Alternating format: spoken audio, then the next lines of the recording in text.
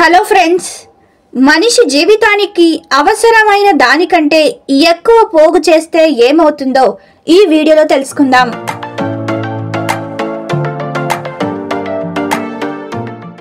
భగవద్గీత షోడశోధ్యాయం దైవాసుర సంపద్ విభాగ యోగం 9 నుండి 12 శ్లోకాలు. భగవద్గీతలో ఉన్న 18 అధ్యాయాలు, 18 యోగాలలో 13 నుండి 18 వరకున్న అధ్యాయాలను జ్ఞాన శతకము అంటారు. దీనిలో 16వ అధ్యాయం దైవాసుర సంపద్ విభాగ యోగము. ఈ రోజుటి మన వీడియోలో దైవాసుర సంపద్ విభాగ యోగములోని 9 నుండి 12 వరకు ఉన్న శ్లోకాల తాత్పర్యాలను తెలుసుకుందాం. కానీ అంతకన్నా ముందైతే మీరు మన ఛానల్ని మొదటిసారిగా చూస్తున్నారా? అయితే వెంటనే ఛానల్ని సబ్స్క్రైబ్ చేసుకోండి. పక్కనే ఉన్న బెల్ ఐకాన్ని యాక్టివేట్ చేయండి. మీరు అలా యాక్టివేట్ చేయడం వల్ల నేను పెట్టే ప్రతి ఇన్ఫర్మేషన్ వీడియో మీకు ముందుగానే రావడం జరుగుతుంది. చాలామంది వీడియోస్ని చూస్తున్నారే కానీ ఒక్క చిన్న లైక్ ఇంకా సబ్స్క్రైబ్ మాత్రం చేయట్లేదు. మీరు చేసే ఈ చిన్న లైక్ ఇంకా సబ్స్క్రైబ్ నాకెంతో మోటివేటింగ్గా ఉంటుంది. దానివల్ల ఇలాంటి ఎన్నో ఇన్ఫర్మేషన్ వీడియోస్ని నేను మీ దాకా తేగలుగుతాను. అలాగే నేను మీ నుంచి ఆశించేది కూడా ఈ చిన్న లైక్ ఇంకా సబ్స్క్రైబ్ మాత్రమేనండి.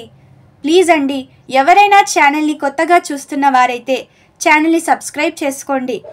మన ఛానల్లో మహాభారతం, గరుడ పురాణం ఇంకా భగవద్గీత వీడియోస్ ఎన్నెన్నో రాబోతున్నాయి. అలాగే కేవలం పురాణాల గురించే కాకుండా ఎన్నో ఆధ్యాత్మిక దేవాలయాల చరిత్రలు కూడా మన ఛానల్లో ఉండడం జరిగింది. మరి ఇంకెందుకు ఆలోచిస్తున్నారు?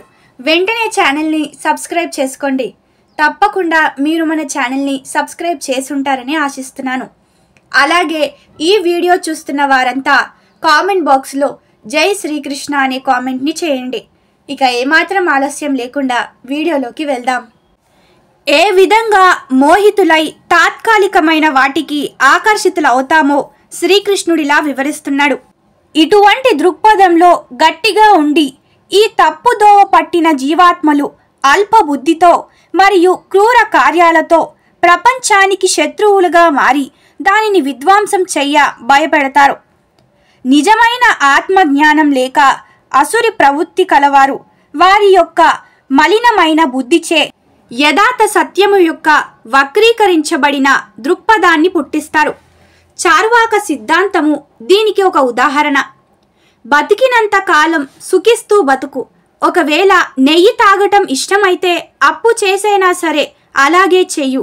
ఈ శరీరము భస్మమైపోయిన తరువాత నీవు ఇక ఉండవు, మళ్ళీ ఈ లోకంలోకి తిరిగి రావు అని చర్వాక సిద్ధాంతం ప్రబోధిస్తుంది.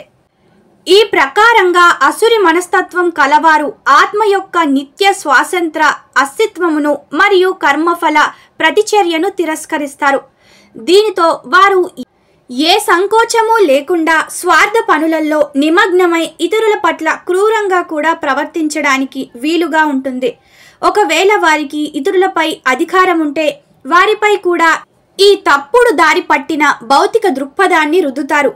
ఇతరులకు బాధ కలిగించైనా లేదా ప్రపంచాన్ని నాశనం చేసైనా వారి యొక్క స్వార్థపూరిత లక్ష్యం సాధించడానికి సంకోచించరు. ఇప్పుడు 10వ శ్లోకానికి సంబంధించిన తాత్పర్యాన్ని తెలుసుకుందాం. తృప్తి పరచలేని కామ కోరికల తృప్తి కోసం ప్రయత్నిస్తూ అసురి స్వభావం కలవారు అత్యంత అపవిత్ర హృదయంతో ఉంటారు. కపట బుద్ధితో నిండిపోయి ఏదో మంచి వారిలాగా నటిస్తుంటారు. వారి మోహపూరితమైన బుద్ధి తప్పుడు ఆలోచనలు పాటిస్తూ ఉంటారు. వారి గర్వము తమ కంటే తెలివి కల్లవారు ఎవ్వరూ లేరన్న భావనను కలిగిస్తుంది. తాత్కాలికమైన ఇంద్రియ సుఖముల పట్ల ఆకర్షితులై వారి బుద్ధి నీచంగా, స్వార్థపూరితంగా మరియు గర్విష్టిగా అవుతుంది.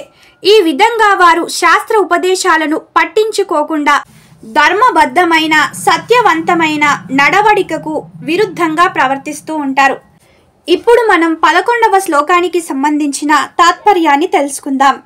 భౌతిక దృక్పథంలో ఉన్న జనులు తరచుగా ఆధ్యాత్మిక మార్గాన్ని అది కష్టతరమైందని మరియు భారమైందని మరియు అంతిమ లక్ష్యం చాలా దూరమైందని తిరస్కరిస్తారు. త్వరగా ఫలితాలను ఇచ్చే ఈ ప్రాపంచిక మార్గాన్నే వారు అనుసరిస్తారు. కానీ ప్రపంచిక మార్గంలో ఇంకా ఎక్కువ బాధలు పడుతూ ఉంటారు. భౌతిక సంపాదనకై ఉన్న వారి కోరికలు వారిని క్షోభకు గురి చేస్తూ ఉంటాయి. వారి ఆశయాలను పూర్తి చేసుకోవటానికి ఏవేవో పెద్ద పెద్ద ప్రణాళికలు వేసుకుంటారు. వారు కోరుకున్న వస్తువులు పొందగానే కాసేపు ఉపశమనం పొందినా వెంటనే కొత్త శోభ మొదలవుతుంది.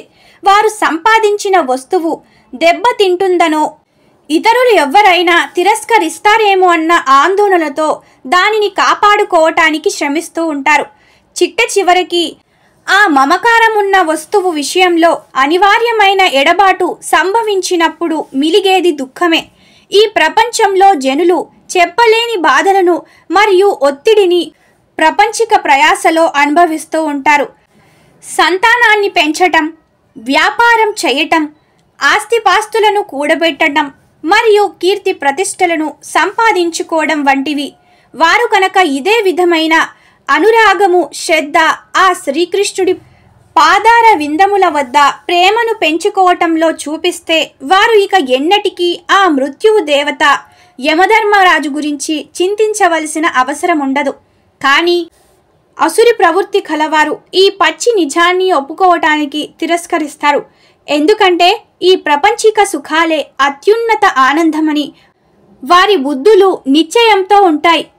వారిని నికృష్ట లోకాలకు తీసుకుపోవటానికి మరియు మరింత దుఃఖపూరిత తదుపరి జన్మలలోకి తీసుకెళ్లటానికి మృత్యువు ఓర్పుతో నిరీక్షిస్తుందని కూడా తెలుసుకోలేరు. ఇక ఇప్పుడు మనం 12వ శ్లోకానికి సంబంధించిన తాత్పర్యాన్ని తెలుసుకుందాం. ఈ ప్రపంచాన్ని భోగించటానికి డబ్బు ఒక సాధనం. అందుకే అంతులేని కోరికలతో భౌతిక దృక్పథంలో ఉన్న జనులు డబ్బు సంపాదించడానికి అంత ప్రాముఖ్యతను ఇస్తారు. వారు అన్యాయ పద్ధతిలో డబ్బు పోగు చేసుకోవటానికి కూడా సంకోచించరు. అందుకే వారి అనైతిక ప్రవర్తనకు రెట్టింపు శిక్ష ఉంటుంది. భాగవతం పేర్కొన్న దాని ప్రకారం వ్యక్తి జీవన నిర్వహణకు సరిపోయేంత సంపాదన మాత్రమే ఆ వ్యక్తికి ఉంచుకునే అర్హత ఉంది. ఒకవేళ ఎవరైనా తన అవసరానికన్నా ఎక్కువ పోగు చేసుకుంటే భగవంతుని దృష్టిలో అతను దొంగ. అందుకతను శిక్షింపబడతాడు. ఏమిటి ఆ శిక్ష అంటే, మొదటగా మరణ సమయంలో పోగు చేసుకున్న సంపద మనతో పాటుగా రాదు, అది తీసివేయబడుతుంది. అంతేగాక కర్మ సిద్ధాంతమును అనుసరించి ఈ సంపత్తి పోగు చేసిన వ్యవహారాలలో చేసిన పాపములకు శిక్షింపబడతాడు. అది ఎలాగంటే, ఒక స్మగ్లర్ పట్టుబడితే అతని సామాను జప్తు చేసుకోబడుతుంది. చట్టాన్ని ఉల్లంఘించినందుకు అతనికి శిక్ష కూడా పడుతుంది. అదేవిధంగా మనం కూడా శిక్షను అనుభవించాల్సి ఉంటుంది. కృష్ణం వందే జగద్గురుం. ఇక ఇదండి ఈ వీడియోని చివరి వరకు చూసిన ప్రతి ఒక్కరికి thank you for watching this video.